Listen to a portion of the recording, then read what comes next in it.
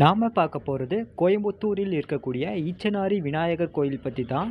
இந்துக்களின் முதன்மை தெய்வம் பிள்ளையார் ஆவார். கோயம்புத்தூரிலிருந்து பொள்ளாச்சி நெடுஞ்சாலையோரம் கிட்டத்தட்ட 10 கிலோமீட்டர் தொலைவில் இக்கோயில் உள்ளது. இக்கோயிலோட சிறப்பு என்ன, வரலாறு என்னன்னு இந்த வீடியோவில் பார்க்கலாம். வணக்கம், காஸ்மிக் லைவ் சேனலுக்காக சதீஷ்.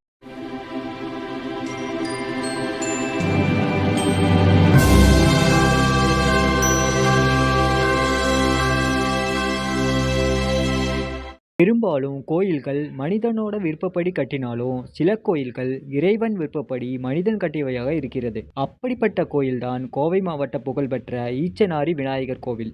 சுமார் 500 ஆண்டுகள் பழமையான கோவில் இந்த ஈச்சனாரி விநாயகர் கோவில்.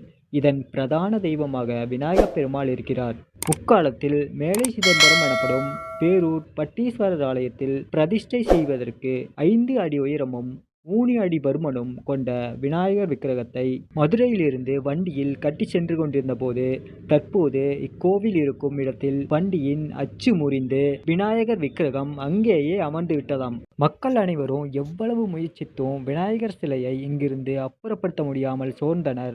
காஞ்சி சங்கர மடாதிபதியான சங்கராச்சாரியாரின் அருள் வாக்குப்படி விநாயகர் விக்கிரகம் இங்கேயே பிரதிஷ்டை செய்யப்பட்டு கோயில் கட்டப்பட்டதாக வரலாறு கூறுகிறது.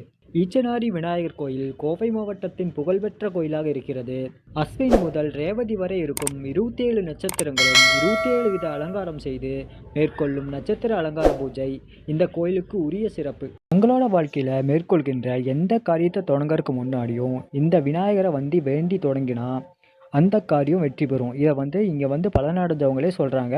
இங்கே வேண்டுதல் நிறைவடைந்த பக்தர்கள் சிதறு தேங்காய் உடைத்தல், கொழுக்கட்டை படைத்தல், அருகம்புல் மாலை சாத்துதல், பாலபிஷேகம் செய்தல் போன்றவைகள் மூலம் தங்களின் நேர்த்திக்கடன்களை செலுத்துகின்றனர்.